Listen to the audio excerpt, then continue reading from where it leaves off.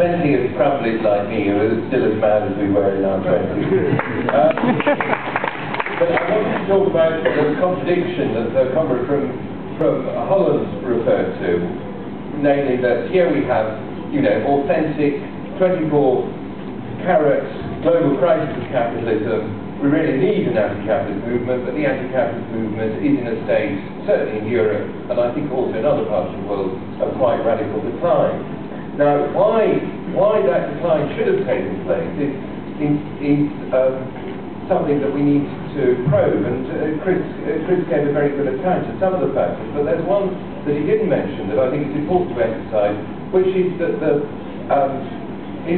anti-capitalist movement had this almost Freudian relationship of repression towards political parties, in that the formal ideology of the Social Forum was that they didn't involve political parties, all that kind of thing. But in reality, outside the United States, where the movement really died after 9/11, political parties played a central role. In Brazil, with the Workers' Party, in Italy with Rifondazione. Rifondazione was the party of Genoa and of Florence. In India, it was the two communist parties that made the Great World Social Forum in 2004 possible. Here, you know, the SWP sought to play as big a role as possible in the development of the anti-capitalist movement. Globalized resistance was attacked as an SWP party. It was never true, but nevertheless, without the drive of the SWP, globalized resistance wouldn't have had the kind of effect that it did. And I think that part of the problems that we had with the European Social Forum in London in 2004 was to do with the SWP trying to play the role that other bigger parties had played in social forums in other parts of the world, but lacking the size and amount of base to be able to do that.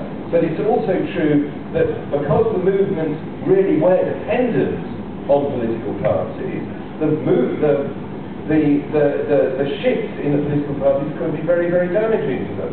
So in the case of Italy, it was I think more than anything else, it was Rifondazione's shift to the right from 2004 onwards that killed the anti-war movement for a time in Italy, and that drastically undermined the anti-capitalist movement. So it's the repressed relationship between party and movement is a very important feature of both the rise and the decline of the anti-capitalist movement. Final point, of course, we want to see, you know, the kind of wonderful. I mean, I was very scared in Genoa, but I was very happy and excited. It would be great to see those kinds of days return, but it's a mistake to give way to nostalgia, to try to recapture in any detail an unrepeatable moment.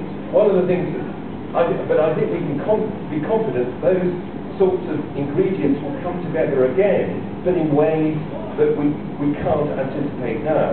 Just as we didn't anticipate Seattle, we didn't anticipate that extraordinary surge. That will happen again. What we have to do is to be ready to throw ourselves into those developments when they happen and make sure that we do better next time.